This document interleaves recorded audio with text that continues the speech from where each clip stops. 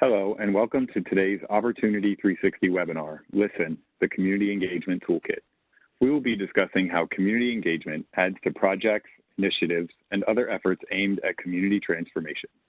My name is Andrew Masters. I am the Strategic Partnership Manager in Enterprise Community Partners Knowledge, Impact, and Strategy team. Opportunity 360 launched in September 2017 as a new approach to bringing together cross-sector data, community engagement, and partnership tools for a 360-degree approach to neighborhood transformation. The Measure tool allows you to create a 25-page report with over 150 indicators for any census tract across the country. We will talk more about the Listen tool after our panelists share, but we have curated 40 resources to help you hear directly from community members. The Partner tool can aid in beginning to think about how you can work with others to meet the broad needs in a community. And the Evaluate tool starts you thinking about how to tell your story of impact. Today, we will also hear from Ken Snyder of Radiant Inc. and Sarita Scott of Community Development Advocates of Detroit. Up next, Ken Snyder will talk through more about the importance of community engagement and provide a few examples of tools you'll find in the Community Engagement Toolkit. Ken? All right, welcome everyone. Very happy to be part of this webinar. So I'm going to just go through some slides, talk about our work with civic engagement and why we see it as an important part of any community development and city efforts, and then go through a series of different tools and techniques that we've used in our work with Radiant. So we're a nonprofit based in Denver, Colorado. We do a lot of projects here in the Colorado area, but also have been working nationally with a number of cities and communities. Our focus is really on how to improve stakeholder engagement and decision making, and looking for design solutions that really help provide creative solutions to some of the challenges that communities face, and figuring out how to get the communities engaged to help with that. So in terms of civic engagement and why it's important, I often refer to the materials and resources that the International Association for Public Participation has, and they define public participation in a just very simple and clear way of that it's really any process that involves the public in decision making. What I like about their work and is the sort of the tagline that they include, which is that there's sort of a promise that's associated with working with stakeholder engagement. Anytime you ask people to spend their valuable time coming to a meeting or taking time to respond to a survey or even online participation, you want to kind of be clear what it is that you're promising in return. This has been really helpful for me in my work with facilitation, thinking about what it is that we want to offer back, and kind of also making sure that my tendency was to kind of overpromise what their role is, and in some ways just being really clear what their role will be is really helpful.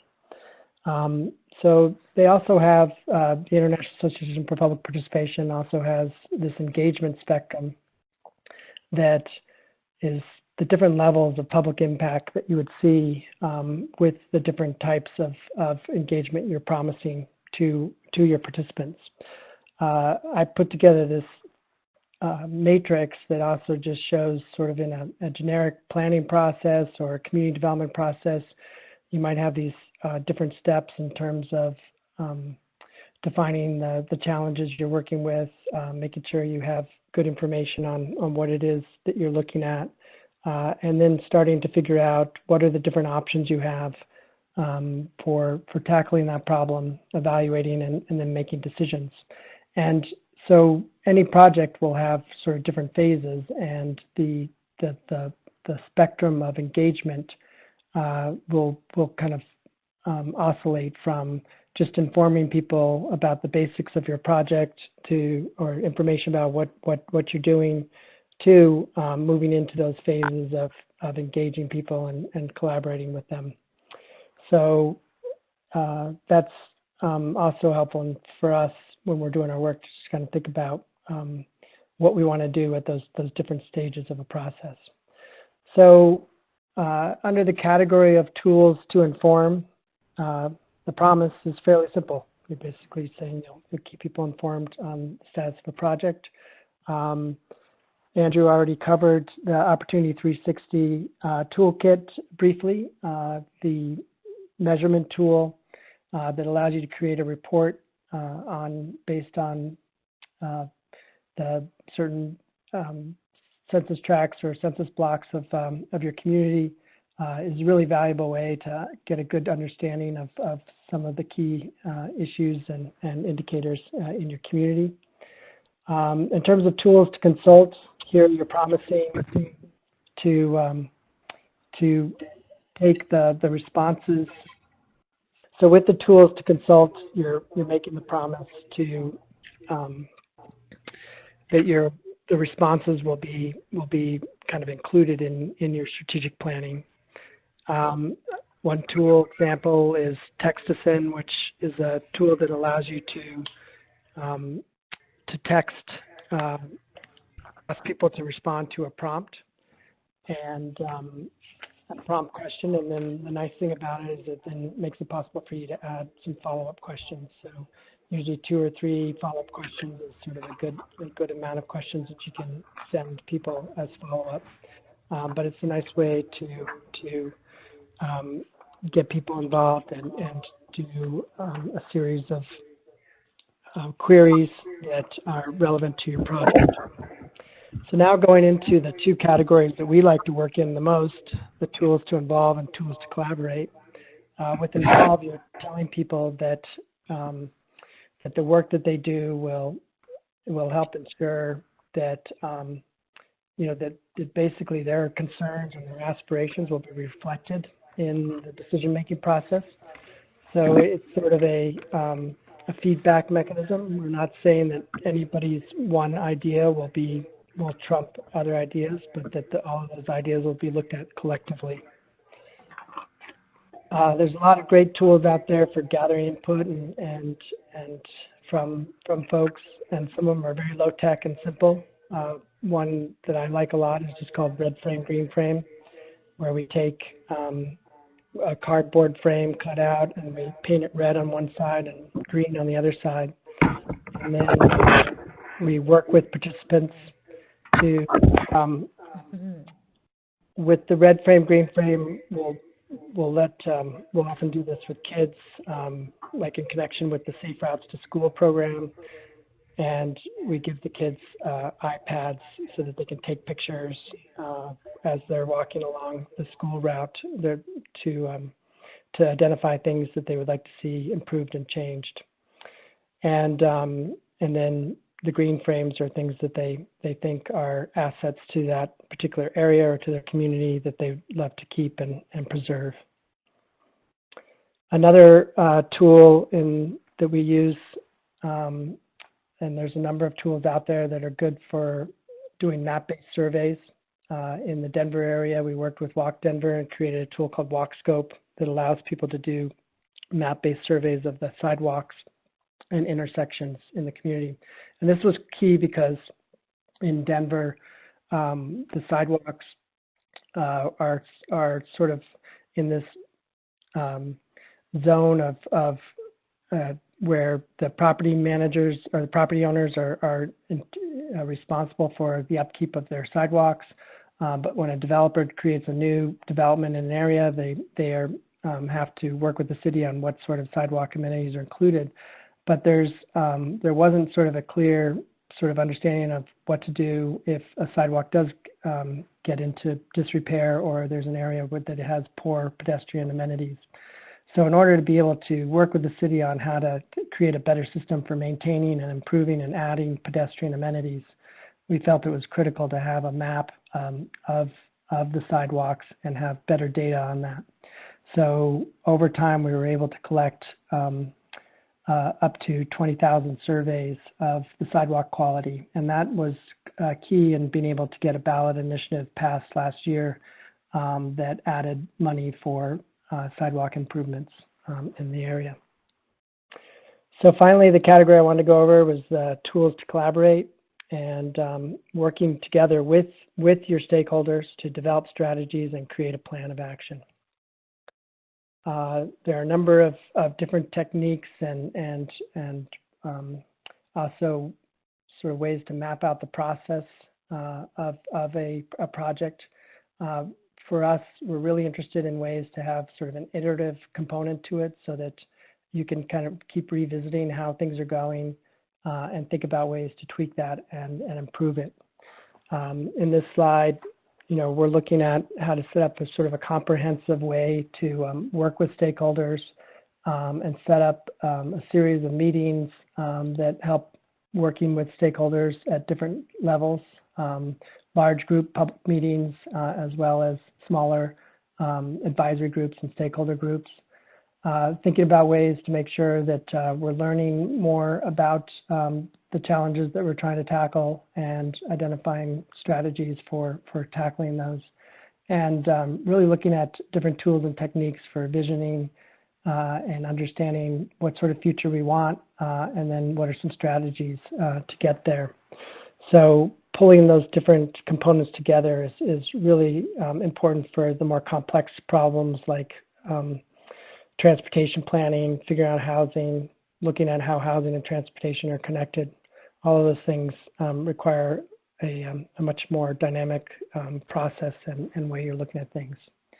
One tool that we use a lot that's connected to GIS mapping is scenario planning tools that allow us to understand what are the different consequences and trade-offs of the choices that we make, and then pull that also into a workshop setting where we can work in a real-time setting with stakeholders and understand if we change, for instance, the density of housing, or we change it to be more mixed use and not just residential, how will that impact some of the other indicators that we care about, whether it's access to transit, available parks, things like that we can then track those indicators and incorporate that into our decision making and figure out how to optimize the the best outcomes with those tools.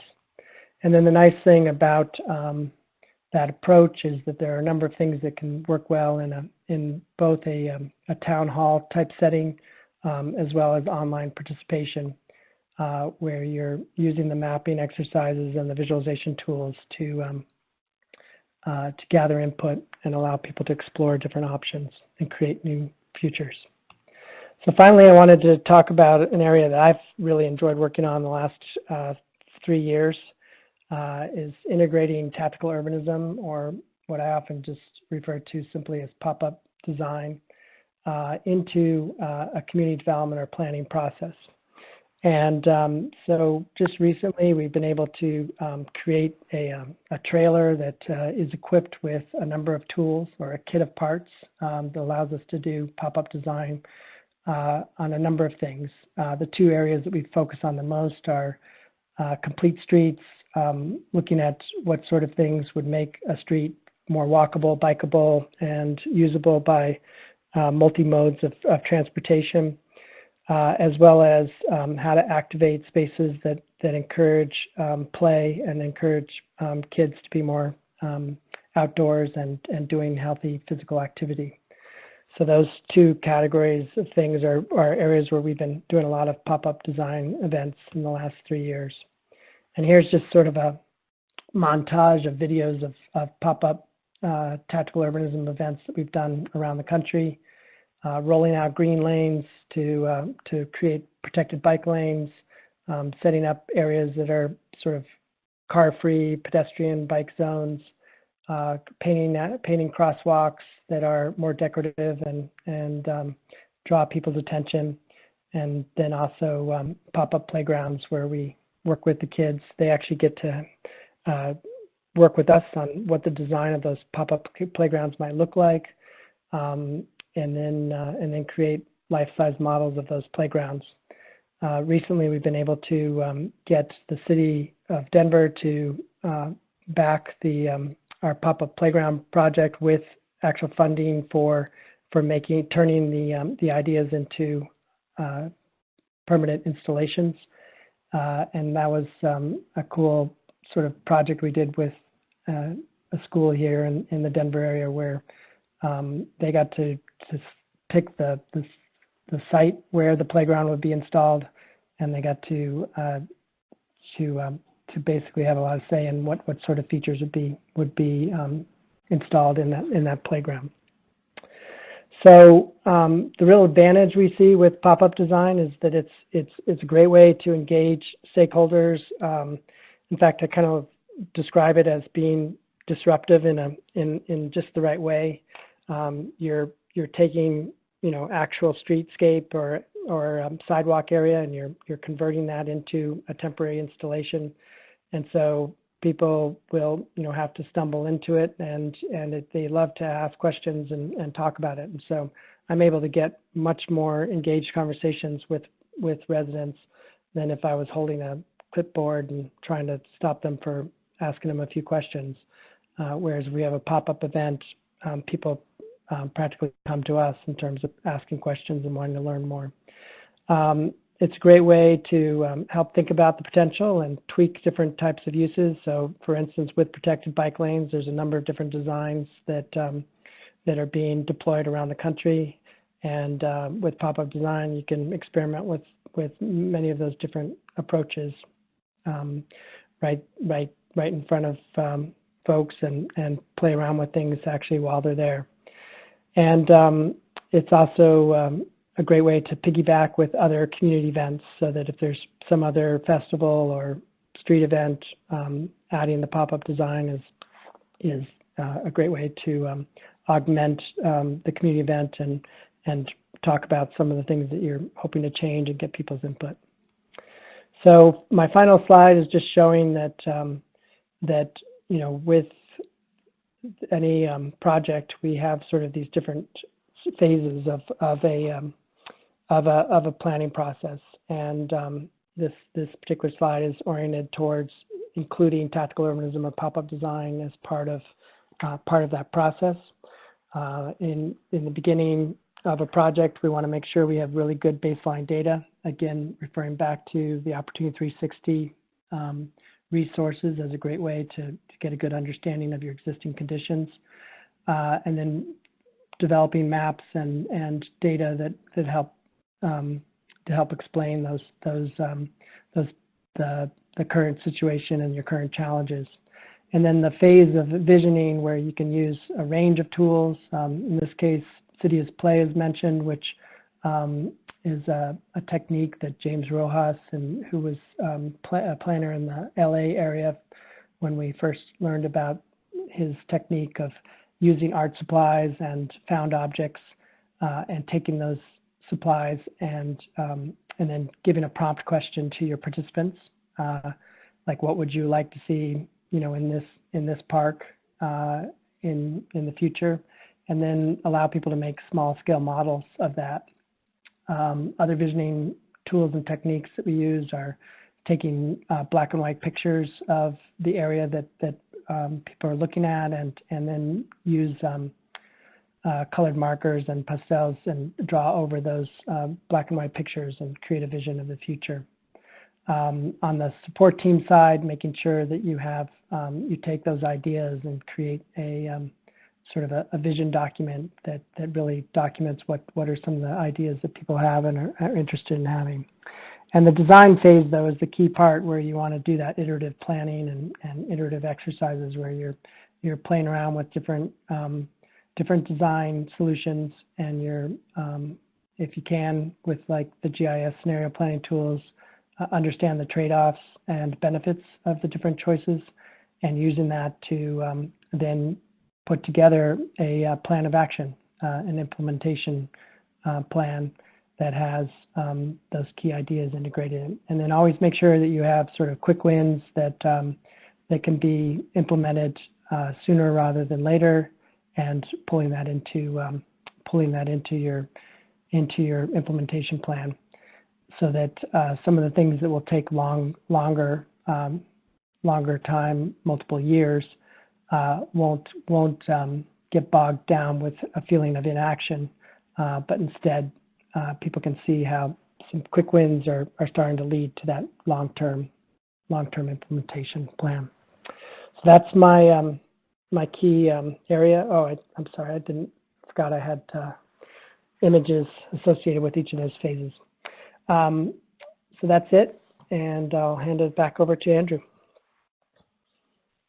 Great. Thank you, Ken. Sarita Scott is Executive Director of Community Development Advocates of Detroit. Sarita will now share about an effort to create a citywide approach to community development and the engagement efforts that she has helped to undertake. Sarita? Enterprise for the opportunity to share with you today.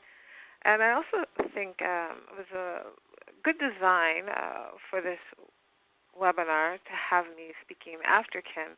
A lot of the tools that he mentioned we actually utilize in our community engagement work, but I'm going to talk a little bit more about the specific practice of it and also about a very unique initiative, Building the Engine of Community Development in Detroit, that we are one of the leaders around. Just to share a little bit about who we are, CDAD, the Community Development Advocates of Detroit, is a membership organization of community development and neighborhood improvement groups. And so these are organizations working in neighborhoods throughout the city of Detroit. They can be small as a 1 to 2 person volunteer block club, as we call them, and as large as a human services organization with more than 100 staff. And so we serve our members through public policy advocacy, community engagement, capacity building, and strong neighborhood initiatives. A little bit about how we do our work. We really see our work as being a commitment to social justice, and so we have some principles around us, around how we want to elevate neighborhood voice, respect the expertise of residents, and it's really reflected in how we have done our community engagement work. Again, our values, equity, integrity, respect, and diversity. Also reflected in the community engagement work. I'll start with talking a little bit about building the engine and then get into more of the CDAD community engagement work.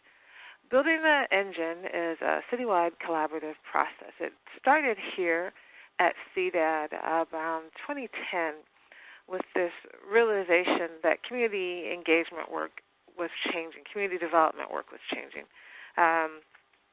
Given all of the changes in the environment, from the housing crisis to the significant blight that we were seeing, we were also still engaged in decades of population decline. It really meant that we had to think of how to do our work differently. Community development for quite a while had been focused on physical development and of the creation of affordable housing. And the changes in the community really reminded us that we needed to redesign our focus and how we were doing our work. And so building the engine was the effort to say, how can we really strengthen the community development sector? How can we begin to work more collaboratively with the understanding that there's a lot of great work happening, but it wasn't all coordinated. And so it's been doing a lot of things, but some of which has been to refocus everyone to develop a shared vision, to develop shared goals and definitions and understanding of actually what is it that we're trying to achieve. But a lot of it, the beginnings of it, started with asking a lot of questions. And so these are the core partners, as I mentioned, CDAD, also the Michigan Nonprofit Association, and Lawrence Tech University. Some of the reasons of why it's important now, as I mentioned, what's happening in neighborhoods, but also because it's including every organization that has a stake that plays a role in Detroit's neighborhood. one of the things that's been most important to me is that it has been collaborative, but also that it's had a data focus. And so there's been a lot of research that's happened. As you can see, it talks about combining Detroiters' insights with those of regional and national experts. Again, what's important to us as an organization is the value that exists within our community, and so it's very important that building the engine also lift up the wisdom, the knowledge that is already here, and making sure that we're bringing that out in certain ways. And a big piece of community development centered around the trust, and it was really important to our work here, and there's been lots of things that have happened within the sector, that have happened within the city, that speak to a concern about trust with respect to partnerships and relationships. And so building the engine had a real focus on that as well. Some accomplishments to date. So I won't read every piece of this, but just generally to tell you, again, we started with the conversations. And so we tapped what we thought were some of the key stakeholder groups, kind of categorized people. So there's the community development organizations. We use GROs as grassroots organizations, academic institutions, philanthropy, and government. We had a series of conversations. And so, again, that could be listed under in a community engagement tactic. But one of the things for us is that community engagement is, there are many tactics and activities that you can use, but just generally, we see it as a relationship. And so we don't subscribe to community engagement that is the one-off, we'll hold a meeting just to ask you what you think of some work that we've done. But it is an ongoing and existing relationship so that you aren't just going to the community for the one-time, one-off meeting, but that you have developed this relationship and they recognize the role that they play, they recognize the value that they have, and how their voice is being used.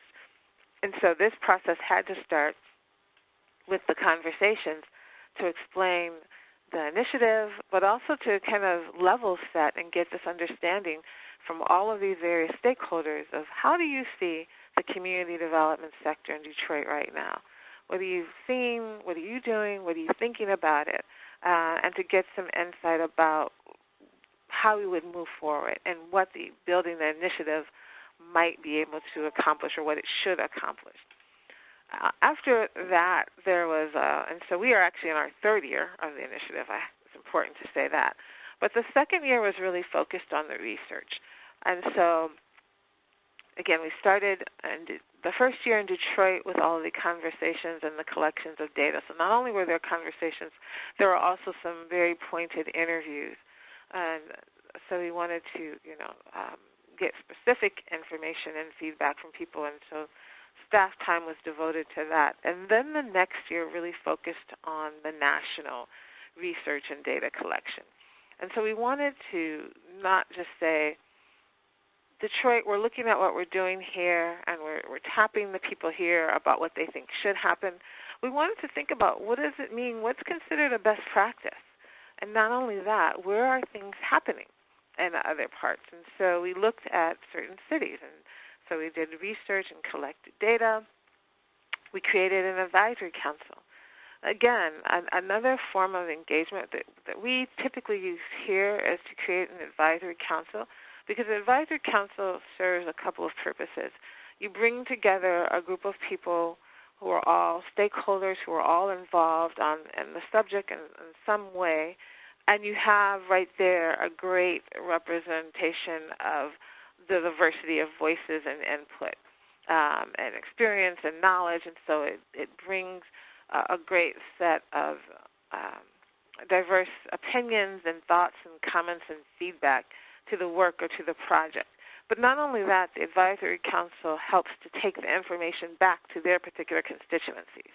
And so they understand their role is not only to come to the table, to participate, to provide insight and feedback, but also to serve as somewhat of an ambassador on informing other people about what's happening. And so they are sharing the information and continuing to bring more people into this engagement process. We've held annual summits. Now this year has been most focused on the operation of the 8 task forces. And so the task forces were designed around the elements of an effective community development system. And those were determined through the research that happened in year 2. And so each task force is now charged with a deeper exploration of a particular element. And so they're really doing more work, more of the deep dive. It's also, again, a great engagement piece because we've brought in even another set of people with different experiences, with different backgrounds, but who are all related to the work in some way, with the focus and intent on really providing a diverse set of thoughts and values and information to help inform the process.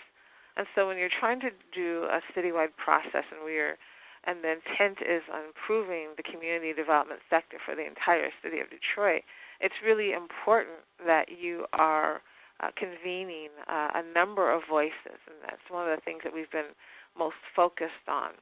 And then I just have some pictures to show you some of the activities as well. And so larger meetings are always the standard community engagement tool, but we recognize that they are not convenient for everyone.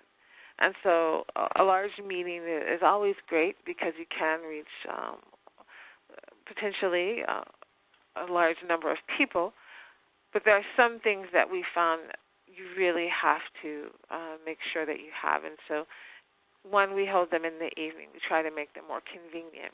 We always serve dinner. It's amazing to me that people really underestimate the value of food. It's always been important. But it's also, one, it's sharing a meal with people. There's the opportunity to build relationships. There's the opportunity to talk and fellowship and build trust. But also it's a sign of respect that we understand that we're asking you to come out to participate. We're asking you to do this on your own time. We are not able to really compensate you. We're asking you to do it during the evening and dinner time. The least we can do is respect you and have a meal for you to eat while you are helping us with this work that is so extremely important.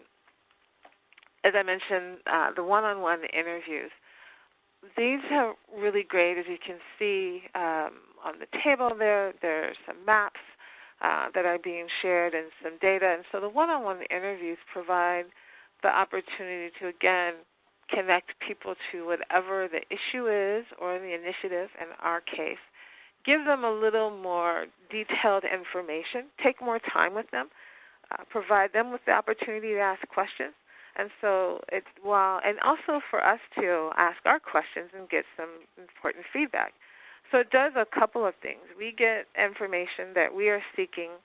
We can provide some education that may be beneficial to the interviewee, but also we are hopefully informing someone who will then go on to kind of spread and share that information, and also becoming almost a tool as a part of our engagement, another unique resource as they're sharing the information that they have gained from the interview process. It's always good to try to have activities that are intergenerational or multi-generational. Physical activities, games, interactive activities are really great. It's kind of levels of field, so particularly activities where no one is a particular expert, where it doesn't matter if you're 70 or 17. You can come together and work on an activity. We use a lot of these activities of design what you'd like your neighborhood to look like, or what are some things you'd like to see in a public space. And it's always a good way to get feedback and also, again, build relationships. And then this is another example of a larger community meeting, but in these larger community meetings, we quite often break into smaller groups. And so, again, multi-purpose, the larger meeting allows us to present information to a wide range of people. The smaller groups allow us to have a little more interactive, very specific conversations and to collect data on particular information points or questions that we may have. So it's a good tactic to have a large meeting and then to break into these smaller discussion topics. And after that, we usually go back to the larger meeting and share, after the breakout sessions, have a report out so that everyone is aware of some of the key points of the smaller discussions. I'm going to talk a little bit about the way that CDET has worked in an area where we really built up our community engagement tools. And so for a long time, the city of Detroit was not actively developing or planning in neighborhoods. I'm sure many people, even nationally, are aware of the challenges that Detroit has experienced in the past 10, 15, 20 years, some with respect to population decline, as I mentioned, some with respect to our leadership challenges and our financial challenges. So while the city was not planning, residents were becoming very aware of the changes in their neighborhood and were thinking about what does the future look like for them. And so to support this community planning, we designed a process and some tools and worked with a data partner so that we were helping communities develop future plans, so quality of life plans. This is an example of one. The neighborhood was Brightmoor. They decided on Restore the Moor as the name for their quality of life plan. And to start, one of the first things we always said about our community engagement is, again, we don't tell community groups, neighborhoods, or residents that they need to plan. We don't tell them that they need to be organized. It's our role to create the resources and then be invited in. And so we've always been very focused on the fact that our community engagement is resident-led. It's resident-led. We are taking their lead and providing the resources and the tools and some technical assistance. And so this is just a great example. It was the residents decided that they wanted to name it. We had been calling these quality of life plans just the strategic framework. That was our name for it. We called it a strategic framework process. And they decided that it needed a name that resonated with them, that resonated with residents. And so that's how we got Restore the Moor. Again, this shows a larger meeting.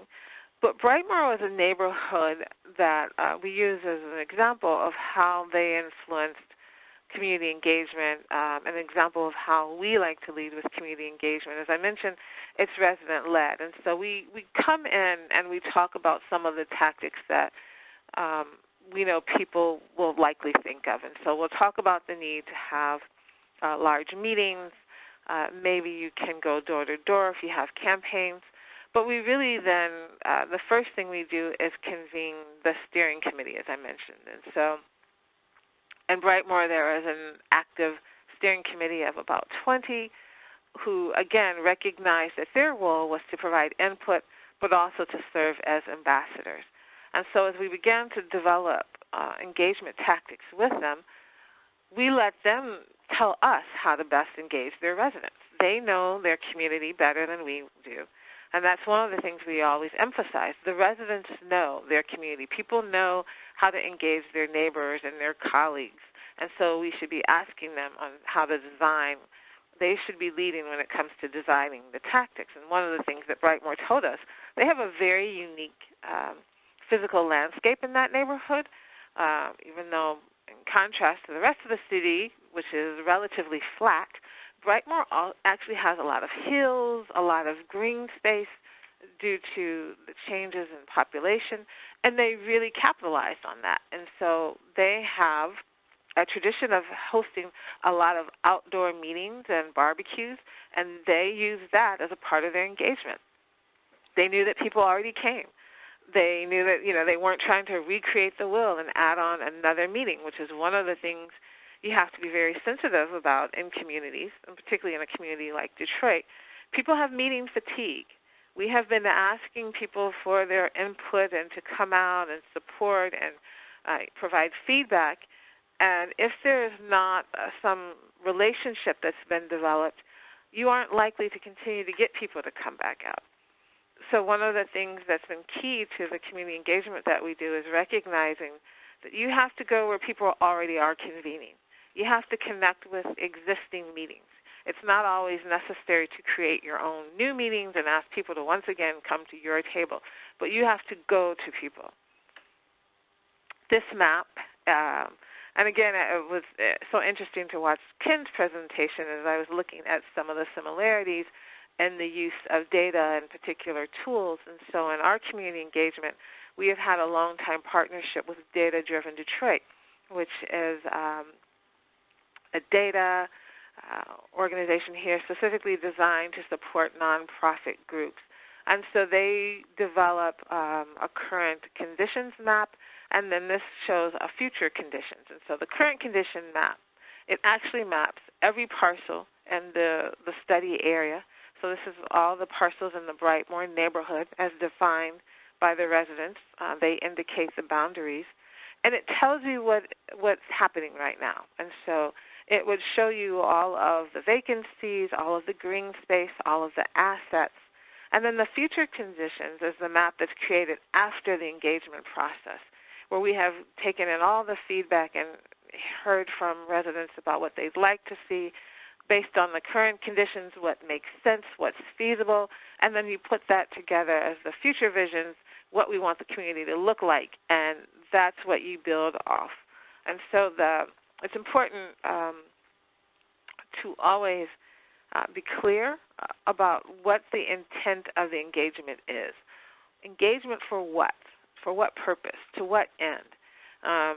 We've been very aware of the fact that community engagement, similar to racial equity, has become almost like a kind of a pop culture term. People say it a lot. We're doing engagement, but one of the things that everyone isn't always clear on is engagement for what. And so it's important to articulate what the goals are, what will be the uses, what's the point, what's the end game.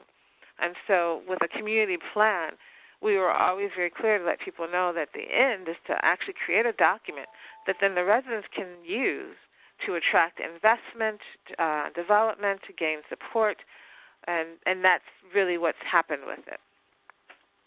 This is, again, just a slide showing some of the recommendations, kind of the end result of community engagement in another neighborhood. Again, this community decided that not only did they come up with these recommendations, they wanted to indicate the organizations that would take the lead, who would provide the support, and then a timeline. So it's very clear of what they wanted to see happen and when.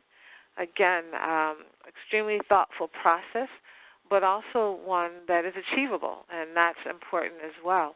Again, you can really burn people out, but also you can discourage people if there is engagement that just seems to be for the point and the purpose of bringing people together, hearing what they have to say, and then leaving it at that. At least if you're dealing in a community similar to Detroit that has experienced challenges, that is very much primed and interested and hopeful for a recovery, for a return to particular vitality in neighborhoods, then it is always very important to have a focus, an understanding of what the end results will be, and recognition of how community engagement plays a role in getting to those results. Lastly, I'll just sum up and just to share kind of the end result of a lot of the community engagement for the Building the Engine of Community Development in Detroit initiative. And so again, we started with an understanding that our focus is to improve Detroit's community development system so that it is effective and produces vibrant and healthy neighborhoods for everyone. After hearing from all of the parties through the series of, as we call them, kitchen cabinets, but they were just a series of conversations, through the national data that occurred in other cities, such as Baltimore, Chicago, Philadelphia, Indianapolis, and Pittsburgh. What were they doing there? What was having some impact? What was effective? How was it designed? How were the partnerships designed? How did people interact? We landed on, and again, we've been working, as I mentioned, one of the partners is a local university. These 7 elements, these 7 things that exist for an effective community development system. System governance, meaning something, some entity that serves as a governing board or body for the entire system to ensure that it is operating and running smoothly. Capacity building and certification. For the organizations, for us, that really is the users. How do we support the constant improvement and education of these organizations? And perhaps certification is also a way to certify that this is what it means, providing some standards. This is what it means to be a well-functioning community development organization or a well-functioning block club. 3, system capitalization. We all need money. The entire system needs money, all of the organizations. And so looking at how we can ensure that there is constant and continuous sustainable resources for this work. Number 4, neighborhood voice and advocacy. Again, community development is about the community. It is about the people in neighborhoods. And so it's extremely important for us that the neighborhood voice and the advocacy piece is highlighted in this system and is understood for its value and its role. Data and evaluation, we are extremely focused on having data-driven work and also evaluating our work. How are we ensuring that what we did actually produced a positive result? It's important to evaluate. City engagement, one of the areas that we are focused on improving here in Detroit is how we are working with the city and how the city understands the role that community development plays and how we recognize and understand what's happening in city government and been playing out in neighborhoods. And then lastly, the education and career pipeline. As I like to tell people, community development is an area or a field that I fell into. I did not go to school to study to be a community development professional, but we have this understanding that it is a very vibrant and rewarding career choice. But wanted to recognize that how could we better understand and create a visible and understandable career pipeline for those people interested in it? How could we also create a pipeline that cultivates resident leadership so that you don't necessarily have to pursue some form of higher education, but that we have pathways for those who are already leaders existing in their neighborhoods and communities and serve to professionalize and hopefully compensate them for their work. And so this is a result of the community engagement process for a particular initiative here, and I have shared with you some of the ways that we have approached community development in our own work at CDAT. And I will turn it back over to Andy, I believe, and I will be happy to answer any questions.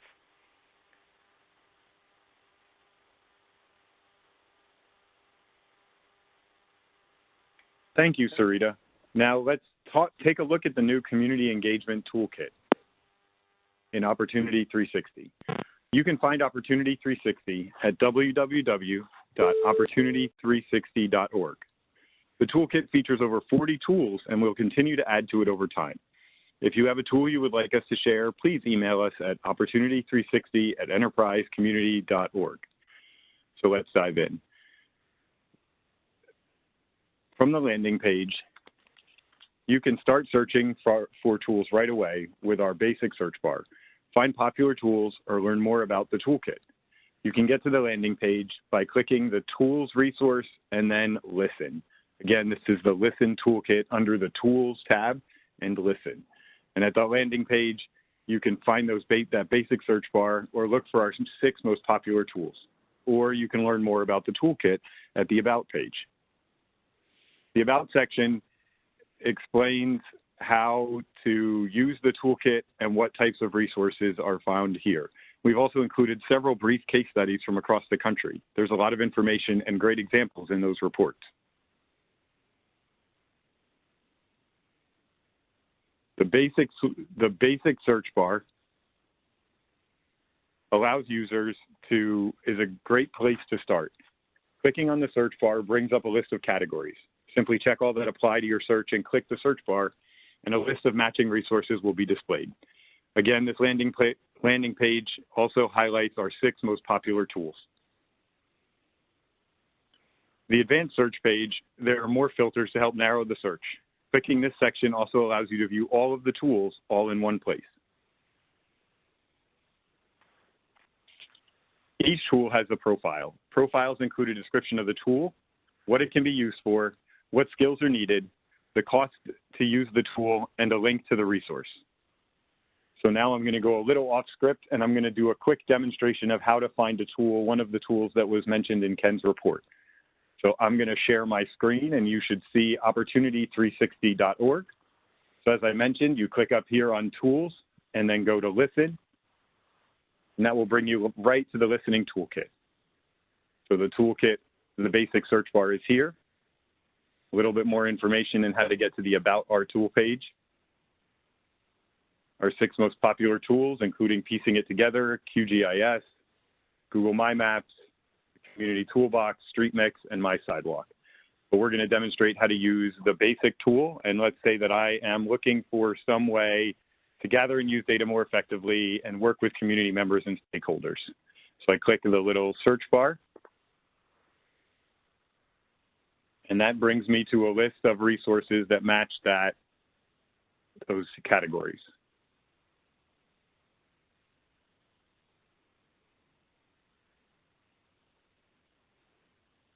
Sorry for the delay. My computer is not working so quickly today.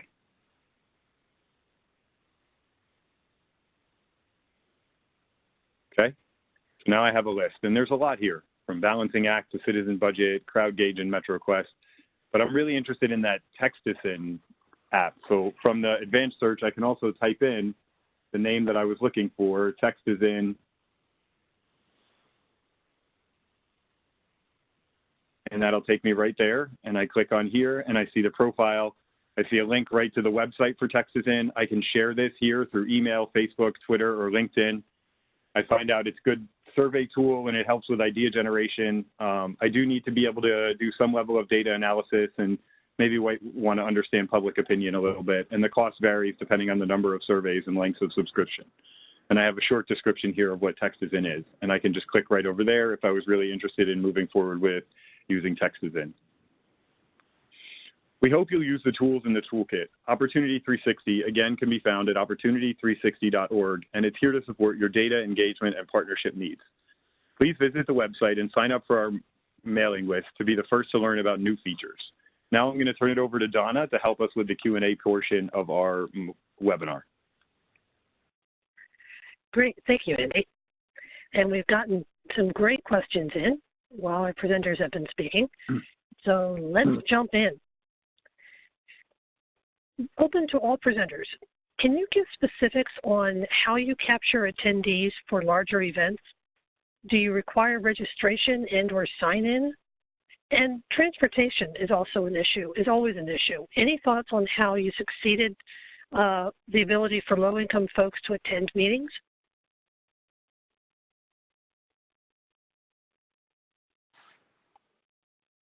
Yeah, it's a great question. I think that there's a number of techniques that we've used, whether you can get people to register and sign in kind of is a little bit about the nature of the event and whether you have whether you're getting the word out through online platforms of one sort or another. In terms of getting, capturing the I guess capturing the feedback of those attendees, there's a number of neat techniques. You can use keypad polling.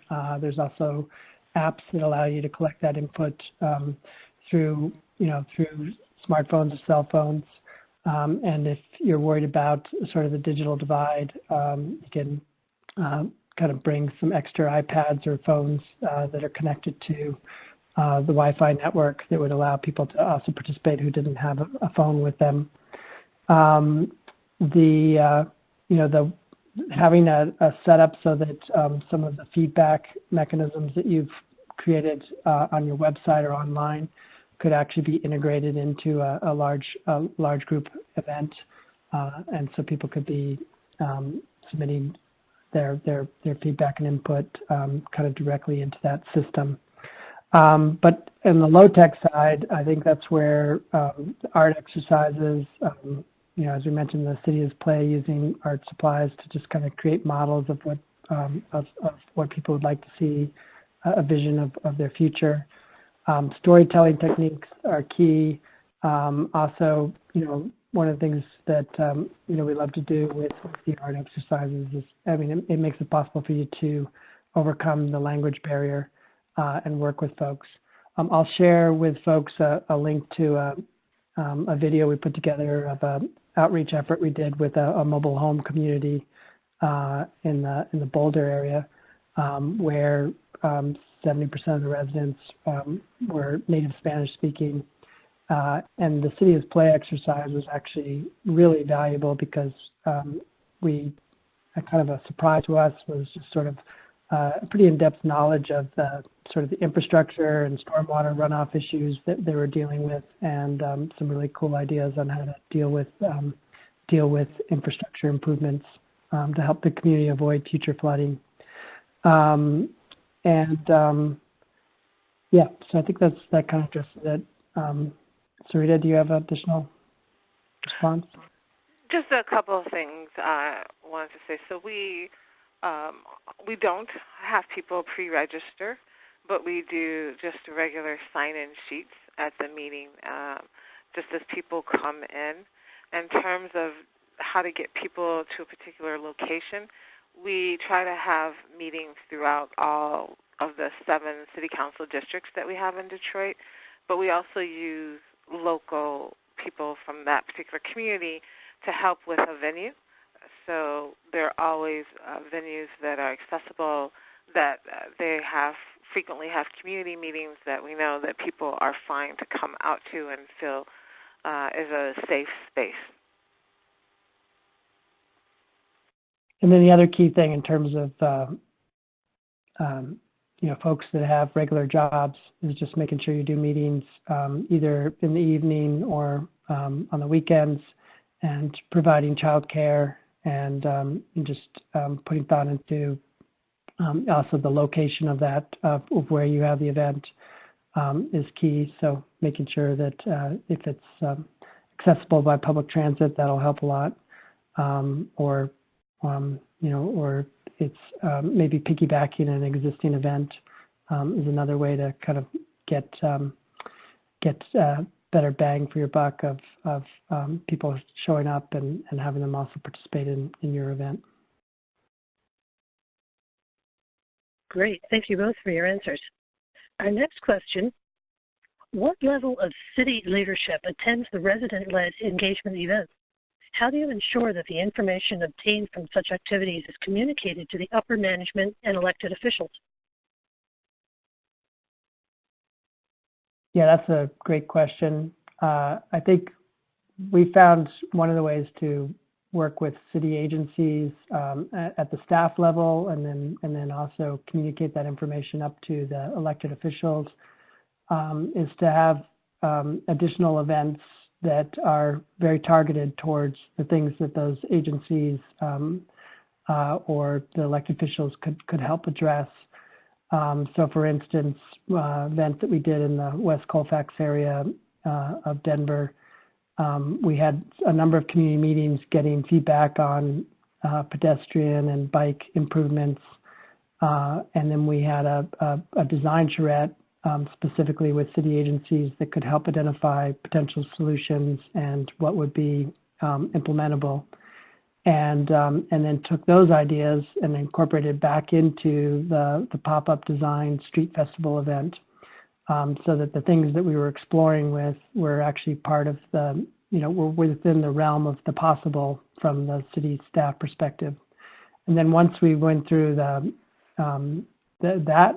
Street Festival event and got additional input and feedback, the final report was then shared with elected officials, and then we were able to gain momentum around some of the top priority issues and needs.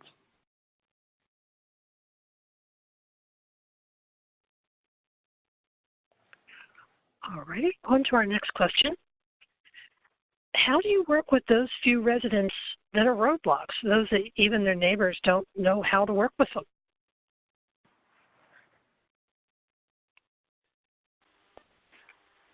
So that's a great question. One of the things we always recognize with our community engagement is that everyone will not be happy.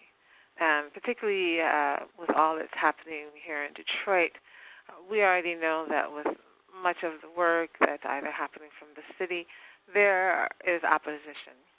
And so when we, at community meetings,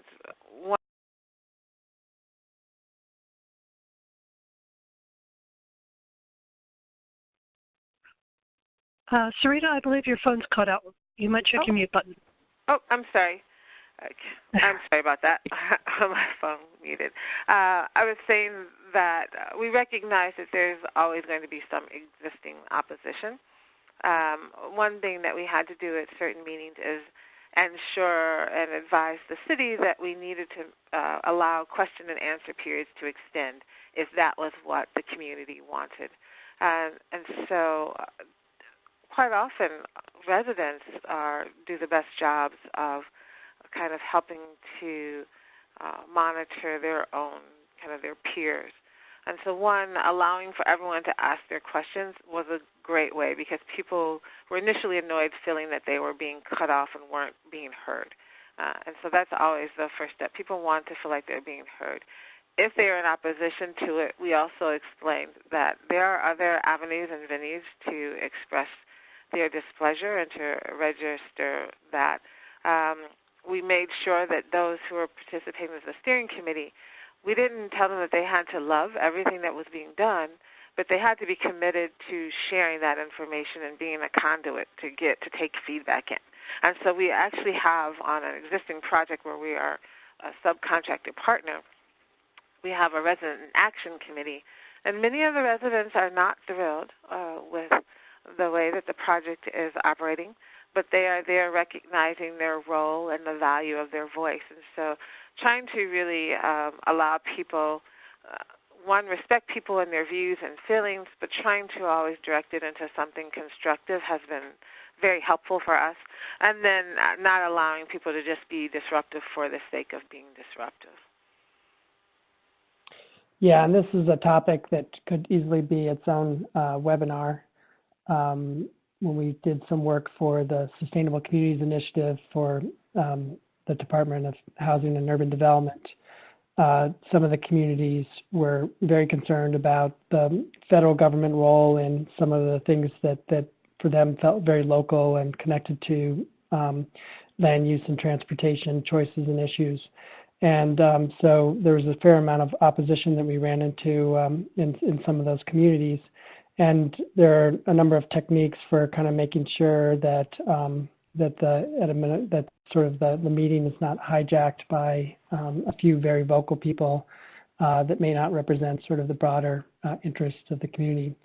And some important techniques in terms of kind of making sure that you kind of foresee some of the concerns and issues that are going to be brought up, and then have those resources and those answers and information there as much as possible. You know, and there are some situations where it can be, you know, the meetings can get quite disruptive and needing techniques for trying to deal with that. So more than we can address here, but I think, you know, Sarita covered the key thing is, you know, what I've found almost always works with 90% of the situations is making sure you create a process where everybody feels that they are listened to and have a voice. And if they are kind of see that it's a collective process, the voice was heard, but that in the end it's a decision that needs to be made collectively as a group. 90% of the time we find that works to help get everybody more at least on board, or at least feel that they can deal with the fact that it's not exactly what they wanted, but that they saw that the process was transparent and authentic. Great, thank you. Our next question is directed to Sarita. Sarita, do you bring the local public health department into your community engagement efforts? Not necessarily the local health department. The planning department has always been a part of it. And that was key because we wanted groups to know that any work that they were doing, thinking about a future plan and direction for their neighborhood, was going to be in alignment with the city. So cultivating those relationships was extremely important to make sure that their plans were going to be incorporated into the city's master plan. We're in a new space now where we are actually actively providing community engagement services to projects throughout the city. And so in a particular neighborhood where we are working, we do work with the city to bring in those departments at the request of the residents. And so at the last large community meeting we had, we took the information from the prior meeting where groups had concerns about water issues, and so we brought in Detroit Water and Sewer Department. They had concerns about parks, and so we brought in the Recreation Department. They even had issues with schools, and so even though the public school system is not under the control of the mayor, we reached out and were able to bring in a vice president from the school department to respond to questions. So we don't have just always, you know, the health department or someone, but where there have been requests or where it makes sense to show some overlap or alignment, we will invite these officials to come. Great, thank you. And the next question is also directed to you, Sarita. She says, I really enjoyed your presentation. I'm an AmeriCorps Vista working with my community to collect stories of lived experience. What are some community engagement strategies that have proven to be successful in elevating community voices? Thank you for the comment about the presentation. We actually love AmeriCorps. We had two working with us, one who is now a full-time position, so I hope you have a great AmeriCorps experience. Again, it's designing tactics. It's important to look at the character of the community. I really feel like you take your lead from them. I think you can present to them some of the ideas here. It's always sometimes exciting for them to hear about new ideas, but it's always good to start with how do people meet, how do people interact, what do they typically already come out for. So if there is already an existing meeting, it's great to go there. One of the things we always find, interactive activities are extremely popular. Again, because people, if you're having an evening meeting, likely they've already had a full day of something, working or watching children or someone, and so it's great for them to be able to get up and walk around. Pictures are always good, and so a lot of times we will use pictures and sticky notes or dots to either poll people on how they're feeling about a particular idea, issue, or activity, or to get them feedback in a succinct bite with just on a sticky note. So things that are allow people to get up, interact with each other, kind of move around and see things have always been great things for us. Excellent. Thank you. And I believe the next question is going to Ken. Can you please tell us more about the QGIS app? What tech level is needed to use this? Yeah, QGIS is a computer mapping platform that is created to be open source, so it's available at at no cost for people, and it has shown remarkable sort of improvements. There's quite a few contributors to the open source effort that continue to improve the platform and make it more user friendly. And when a few years ago, it was kind of frustrating for me to use when it kept kind of bumping into getting slow and sometimes crashing. But I've found the latest versions to be more stable and robust. It is pretty. It is, if you're familiar with ArcGIS and some of the other GIS tools, and particularly if you're wanting to try to do some pretty sophisticated, customized analysis of maps, then you will need to go through quite a few tutorials that are available. And if you have GIS experience with other tools, that helps a lot. There are other tools out there that are kind of similar to the Opportunity 360 report tool. PolicyLink has some good tools for putting together reports on equity and data. You have CartoDB, which is a platform that is map-based that allows you to also create maps fairly easily using available census data, as well as incorporating or uploading your own maps and data. And if you're wanting to do just really more simple mapping, then I suggest tools like Google Maps, where you can do My Maps within the Google Map platform, and that allows you to make maps and add points and lines and polygons on the map. And it also has a nice feature where you can share it publicly and allow people to add things. So it's a good way to do sort of asset mapping type techniques. Excellent. Thank you. And I believe this next question can go out to both of you. How would you be engaging differently with rural communities compared to urban?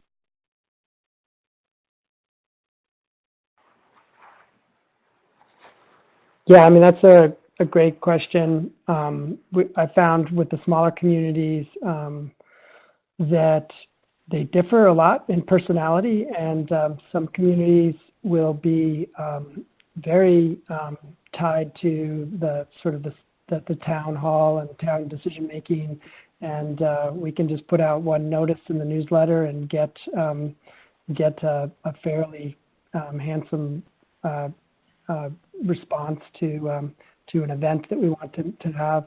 And then other ones we can feel like we're banging our head against the wall and trying to get people to participate. And we found that the key is in those cases is to find out, are there existing networks and events, in some cases like the annual town fair or something like that, where a fair amount of the rural population is going to be at that event, being a key way to do it. The other tool that we discovered and saved us on a couple projects was our U.S. Postal Service has something that's just called the Every Door Delivery, which you've probably seen or received tons of postcards through that process right around the election. But you can select specific routes that you want the postcards to be sent to, and often it's like in the range of $300 per route, and there's been times where using that has saved our ability to get the word out to a larger group, and then have a couple hundred people show up to a town event because we were able to get it to every door. So yeah, those are some of the key sort of outreach techniques. Right? Hopefully that answers that. Sarita, do you have additional? I would agree with what Ken just mentioned, and I would really just emphasize the working with partnerships, and so connecting with locals in that area, local groups or local individuals that can support you in the work. Again, they will know the community best. As someone who's done all of her work in urban areas, just thinking about how I would start, we always start by going to the people, the existing people with the knowledge, and so that we don't end up with a misstep or recreating the will or coming off in some offensive way when we don't fully understand how people interact or engage. One technique that it works both in urban and rural areas is, and I think the Kellogg Foundation has some good resources on this, is the trusted advocate. And it's a technique that particularly is looking at communities that maybe where there's some language barriers. But the main point being is that you find, if you're trying to reach out to a certain group, figure out who is sort of the trusted,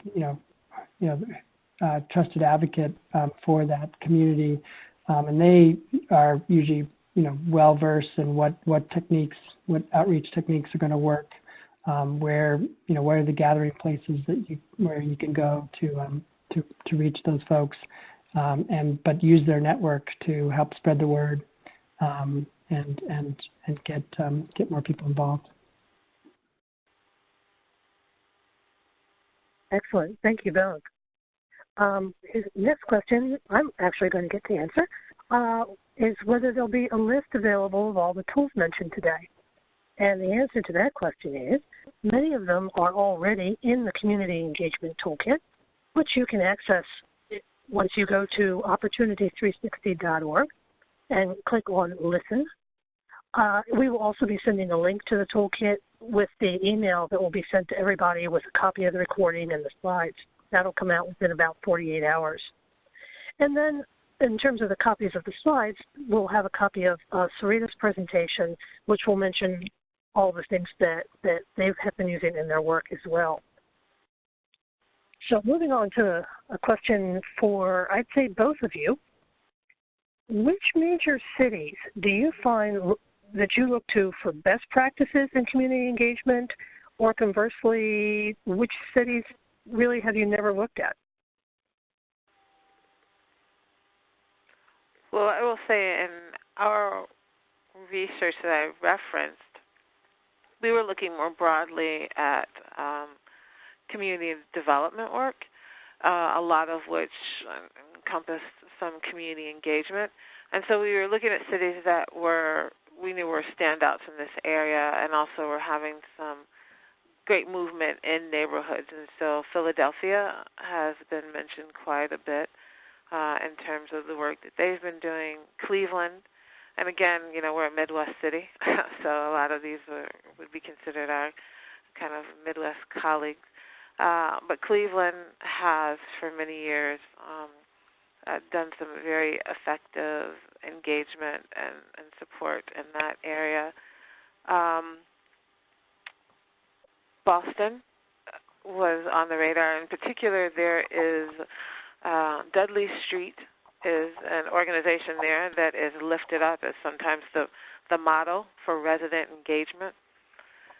I would say that cities, but we also tended to look at cities that seemed a little bit more similar to Detroit. And so we do not look at a city like New York that is very different in its makeup and its size and the population. Similar with LA in terms of the design, the size, the makeup. We did not look at those two cities. I think we looked at Oakland a little bit. They've got some very unique and amazing work happening there. But those were the key cities that we looked at. Philadelphia, Pittsburgh, Cleveland, Chicago, and Boston. Yeah, and Sarita hit my list pretty closely, but I'll just add some details. You know, the trusted advocate technique that I just mentioned I actually learned about from the neighborhood agency. I forget their full name, but it's in Seattle, where they have like 230 languages in the public schools, and they use the trusted advocate technique to really reach communities that otherwise wouldn't be part of the conversation. Philadelphia has done really impressive work around healthy food and access to food. Boston is, the Dudley Street Neighborhood Group is definitely a model for sort of community outreach at that neighborhood scale. Boston as a whole has done some really innovative things around how to make sure that data is available for the community as a whole and able to kind of incorporate that data into decision making and really looking for innovative solutions to some of your everyday challenges, whether it's parking or integrating sort of housing and transportation issues. At the state level, I mentioned Vermont, and there are on the Opportunity 360 platform, there's a series of case studies, and one of them is the Vermont school healthy food school program, and they use a technique called collective impact, which is a really sort of good technique for working across different disciplines to deal with a major issue like health in schools. And then finally, I'd mention Albuquerque doing some really innovative work around homelessness and getting people who are on the street engaged in both in housing solutions, but also getting people into job training and workforce issues. Yeah, yep, I got it. Well, I want to thank everybody. If we didn't get to your question, unfortunately, it looks like we lost our host. But if we didn't get to your question, please email us at opportunity360@enterprise.org. We will try to get back to all of the questions if we didn't get to you on here. But if you think of another question, or if you have a resource you'd like to share, please email us again, opportunity360@enterprisecommunity.org. Check us out on Twitter at @op360, and visit us for the Toolkit, the Measure Tool, the community engagement efforts, and many, many other resources at opportunity360.org. Thank you very much, and have a wonderful rest of your day. Yeah, thank you, everyone. Thank you.